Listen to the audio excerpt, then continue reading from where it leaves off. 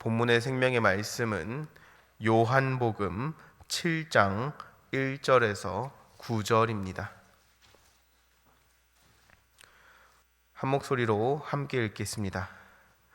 그 후에 예수께서 갈릴리에서 다니시고 유대에서 다니려 아니하심은 유대인들이 죽이려 함이로라. 유대인의 명절인 초막절이 가까운지라. 그 형제들이 예수께 이르되 당신이 행하는 일을 제자들도 보게 여기를 떠나 유대로 가소서. 스스로 나타나기를 구하면서 묻혀서 일하는 사람이 없나니 이 일을 행하려 하거든 자신을 세상에 나타내소서 하니, 이는 그 형제들까지도 예수를 믿지 아니함이로라. 예수께서 이르시되 내 때는 아직 이르지 아니하였거니와 너희 때는 늘 준비되어 있느니라. 세상이 너희를 미워하지 아니하되 나를 미워하나니 이는 내가 세상의 일들을 악하다고 증언함이라. 너희는 명절에 올라가라. 내 때가 아직 차지 못하였으니 나는 이 명절에 아직 올라가지 아니하노라. 이 말씀을 하시고 갈릴리에 머물러 계시니라. 아멘. 사랑하는 성도님, 정말 오시는 길 고생 많으셨습니다. 이번 연도 들어서 드디어 오늘 아침 새벽 기온이 영하권을 찍었습니다. 분명 얼마 전까지 되게 더웠던 것 같은데 11월이 되자마자 영하권으로 뚝 떨어지더니 날이 많이 추워졌습니다. 분명 가을은 점점 짧아진다고 하고 점점 지구 온난화와 그 이외의 것들이 온다고 하지만 그 계절은 또 흘러갑니다. 그리고 하나님께서 예비하신 때에 맞춰서 이 세상은 계속 굴러갈 것입니다. 지금 설악산을 가면 단풍이 아주 절정이라고 합니다. 그렇게 설악산의 단풍이 절정이고 엄청 춥다 하다 보면 또 어느샌가 벚꽃이 피고 또 어느샌가 여름이 올 것입니다. 이렇게 하나님은 정한 때에 하나님의 계획대로 세상을 운행하십니다. 그리고 오늘 말씀은 어떻게 하나님의 운행하심으로 우리가 들어갈 수 있는지, 어떻게 그 사람들의 생각을 이겨낼 수 있는지에 대해서 명확하게 우리에게 알려줍니다. 오늘의 본문 말씀은 예수님과 예수님의 형제들에 대한 이야기예요. 예수님과 예수님의 형제들. 근데 그 예수님의 형제들이 예수님께 이렇게 말하며 시작합니다. 당신이 이런 일을 행하려면 세상에 드러내세요. 세상에 드러내세요. 당신이 이런 일을 행할 거면. 우리는 엄청 이득이 되는 일은 잘 말하지 않는 경향이 있습니다. 그리고 나한테 이득이 되지 않거나 그게 그렇게 맛있어 보이지 않는 것은 그 정보를 숨기려고 하지도 않고 그렇다고 풀려고 하지도 않고 별 생각이 없어요. 만약에 집에 가는 그 길에 살짝 틀어서 있는 골목에서 매일 6시 30분에 금 조각이 나온다면 우리는 그 사실을 다른 사람들한테 이야기하지 않을 겁니다. 그러나 그저 나한테 크게 중요하지 않은 것, 저기 중랑천 산책길을 어떻게 가나요? 라고 사람이 물어본다면 우리는 그것은 알려줄 겁니다. 오늘 이 예수님의 형제들은 그 물음의 시작 전부터 예수님이 하시는 일에 대해서 큰 귀함을 느끼지 못하고 있어요. 예수님이 하시는 그 공생의 사역의 길, 예수님이 하시는 그 십자가의 길을 가는 그 과정에 말씀을 전하고 제자들과 함께하고 그 이외에 많은 절기들을 지키며 하나님을 찬양하는 그 모든 일들이 이 형제들 보기에는 그렇게 귀한 일처럼 보이지 않았습니다. 그래서 차라리 이렇게 이야기해요. 그렇게 할 거면 세상에 보이기라도 해. 그렇게 할 거면 세상에 알리기라도 해. 그래야 무언가라도 얻을 수 있겠지. 사랑하는 성도님, 우리가 신앙생활을 잘 하다가 우리 마음에 아주 작은 지점에서 흔들림이 있고 그 흔들림이 결국에 큰 갈림길 앞에 서게 하며 전혀 다른 결과를 낳게 할 겁니다. 그리고 이 근간에는 우리의 마음이 있어요. 당신이 이런 일을 행하려면, 예수님께서 하시는 그 일이 얼마나 귀했으면, 귀하고 귀하다 생각했으면 어찌 이렇게 말할 수 있었겠습니까? 동일한 부분에서 예수님은 다르게 이야기하십니다. 예수님은 많은 사람들이 종말이 언제 오냐고, 다시 심판이 언제 오냐고 말할 때에 이렇게 말씀하세요. 하나님 이외에는 알 수 없다.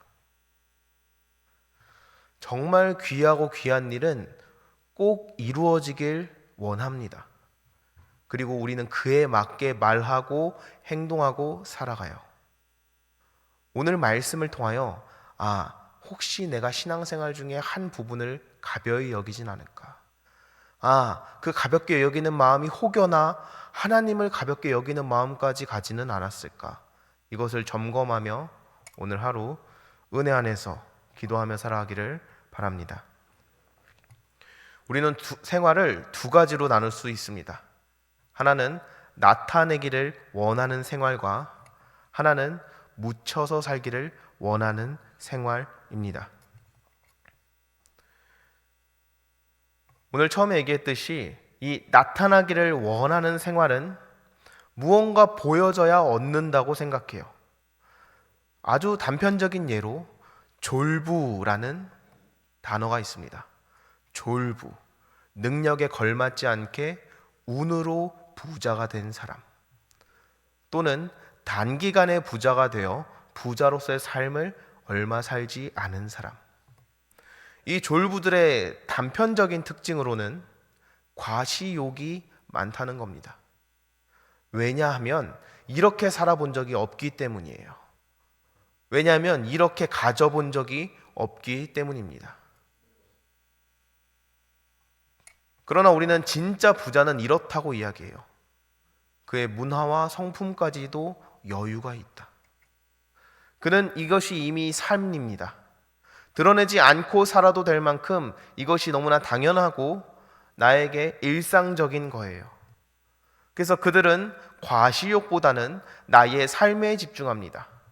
내가 무엇을 좋아하는지, 내가 무엇을 가치 있게 여기는지, 그리고 그 가치를 쫓아가다가 결국 사랑하는 가족과 함께 시간을 보내며 그 이외의 많은 이들과 함께 소통하고 이야기하며 사는 것, 그것이 바로 오래된 부자 또는 우리가 아는 소위 여유 있는 사람이라고 합니다.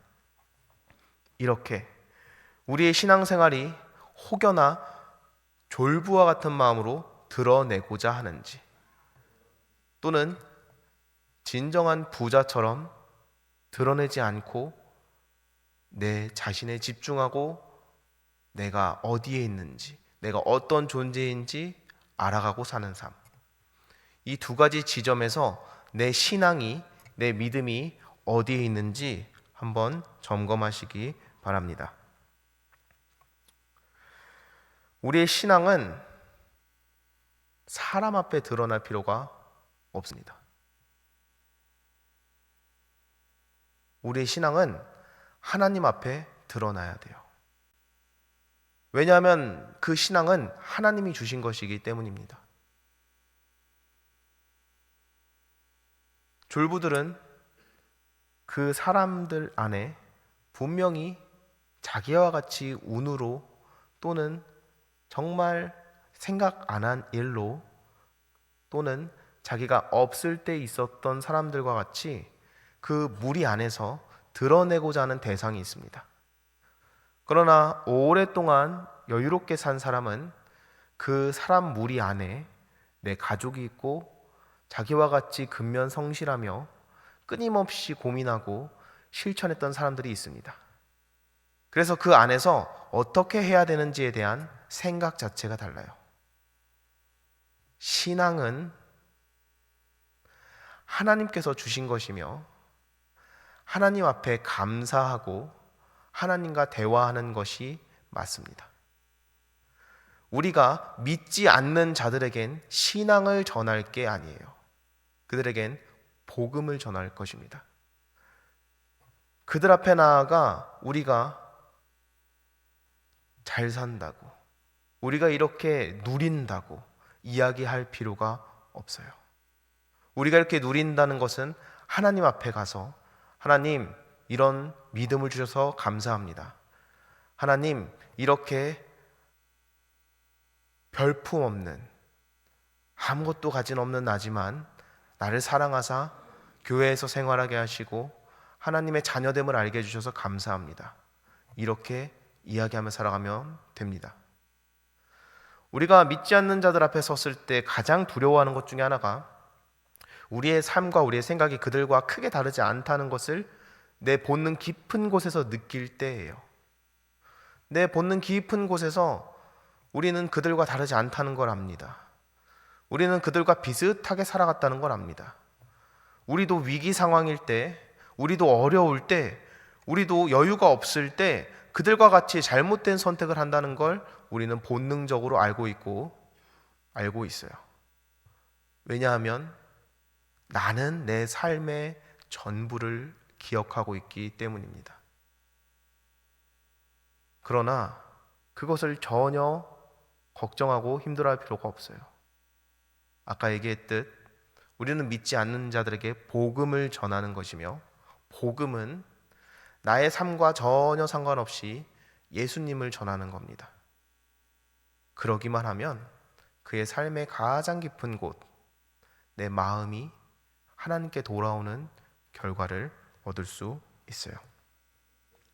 이렇게 내가 드러내고자 하는 신앙생활을 하고 싶어 하는가, 아니면 내가 숨기고자 하는 신앙생활을 하고 싶어 하는가, 이것을 잘 파악하다 보면 결국에 나의 생활로 돌아가게 됩니다. 이 생활까지 돌아온 시점에서 우리는 이 두 가지를 다시 돌아봐야 돼요. 하나는 무시로 움직이는 생활과 하나는 하나님의 시간을 맞추어 움직이는 생활입니다. 우리는 종종 무시로 내 삶을 살아가요. 내 삶에 계획이 없다고, 그저 급할 때 나의 본능대로 선택하며 기도할 때 초조해합니다. 이것이 무시로 살아가는 생활이에요. 근데 하나님은 분명히 나에게 나만 할 수 있는 소명을 주셨고 내 삶을 통하여 그것을 누리기를 원하시며 내 삶이 하나님의 영광이라고 말씀하십니다.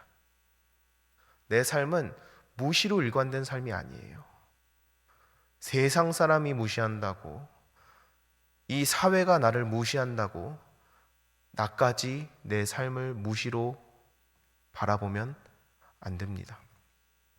내 삶은 무시가 아니에요. 이 세상을 창조하시고 이 세상을 운행하시는 그 하나님께서 정말 세밀하게 너만이 할 수 있는 일들로 채워놓은 것이 내 삶입니다. 그래서 예수님의 형제들이 그 안에 불신앙의 마음으로 했던 질문에 예수님은 이렇게 대답합니다. 내 때는 아직 이르지 아니하였거니와 너희 때는 늘 준비되어 있느니라. 아멘. 그리고 성경 말씀에 에레미야 애가 3장 29절에 우리에게 다시금 이렇게 말씀합니다.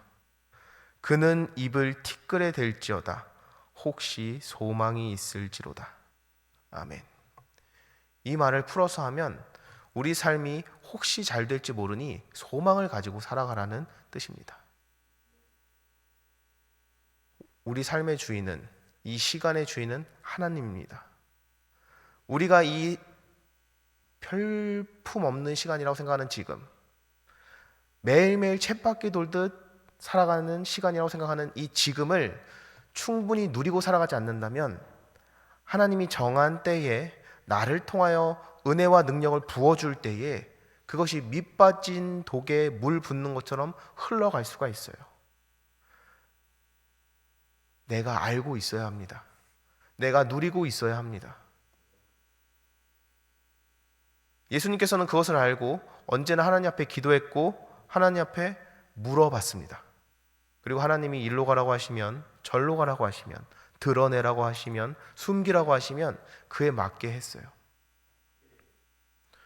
분명히 우리의 삶에 다시금 복음이 또 부흥이 불일 듯이 일어나는 시점이 있을 겁니다. 하나님께서는 우리의 한국교회를 절대로 버리지 않으셨어요. 그리고 분명히 그 때가 이를 때에 평상시에 회개하고 평상시에 감사하며 그 삶을 누리던 공동체를 통하여 그 은혜가 모아질 겁니다. 그리고 그때를 놓치지 않는 우리 신생의 가족 되기를 바랍니다. 사랑하는 성도님, 우리의 신앙이 세상 앞에 드러나 필요가 없습니다. 우리의 신앙은 하나님 앞에 드러나야 돼요. 그래야지 그 신앙을 선물로 준 하나님께서 기뻐하시고 더 큰 선물을 주실 겁니다. 주신 분에게 기뻐해야, 주신 분에게 감사해야 그 선물은 점점 가치 있어지고 날로 날로 많아질 겁니다. 오늘 이 말씀 따라 내 신앙이 혹시 드러내고자 하는 신앙인지, 또는 내 신앙이 숨기고 드러내지 않고자 하는지, 이것을 한번 묵묵히 돌아보시고 그 마음의 중심까지, 내 마음이 어떤지까지 돌아봤을 때, 나는 내 삶을 무시로 생각하며 살아가는지, 아니면 내 삶이 하나님의 정한 때에 흘러가는 삶이구나 라고 생각하고 살아가는지, 그리고 이 말씀을 통하여 예수님이 하신 것처럼 하나님께 물어보러 가야 되겠다 라는 마음으로 기도하며 살아가는 신생의 가족 되기를 바랍니다. 기도하겠습니다.